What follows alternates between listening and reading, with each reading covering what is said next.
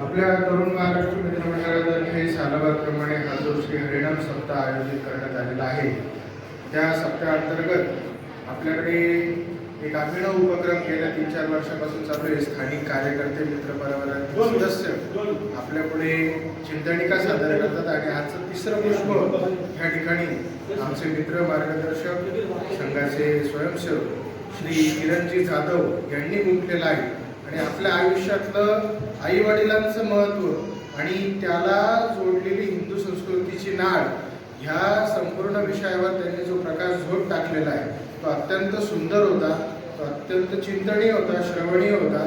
आणि विशेष म्हणजे ही जी चिंतनिका होती ही काव्यात्मक होती.